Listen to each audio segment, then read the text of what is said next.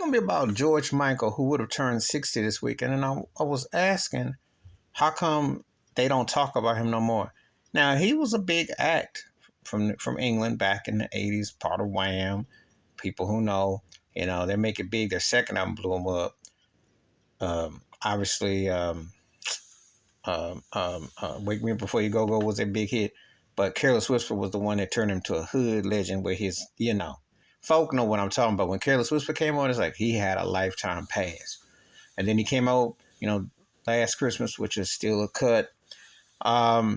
And then, of course, was Faith album, which put him in that stratosphere with Michael Jackson, with Whitney, with Prince, with Lionel Richie, with Janet Jackson. He hit that mega hit, and before Bobby Brown. When back in the day, you had that Statement album, them songs, that's stadium tours, and you want to throw Springsteen in, you can too. But that meganess of the '80s, he was part of that for a minute.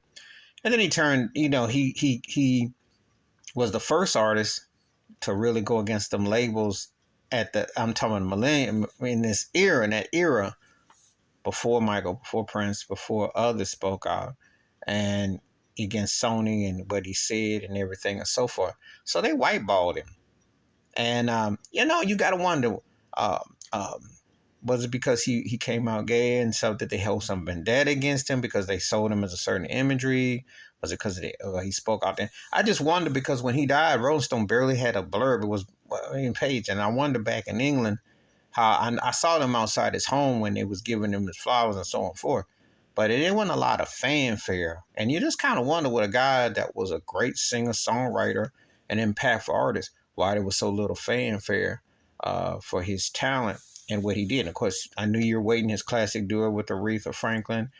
I told you that with Whitney Houston. I mean, he did a remake of Stevie Wonder's As with Mary J. Blige. So, he had a lot of, he had hits and he had impact. It's just that it's been and it was controversial too. We go back to 89 when he won the best R&B album at the American Music Awards. Some folks had issue with. But I will say this about him. I respect him as an artist, and I thought he was a very talented cat. But I just kind of wonder why it seems like there was so little fanfare and how they didn't. And he got elected in the Rock and Roll Hall of Fame, but it's been so low key with him. And in industry don't play. If they whiteball you, you white, you gonna catch it even tenfold. So anyway, please hit like, subscribe, look at thoughts, comments, and I do respond. Thank you. Wash your hands, keep your mind.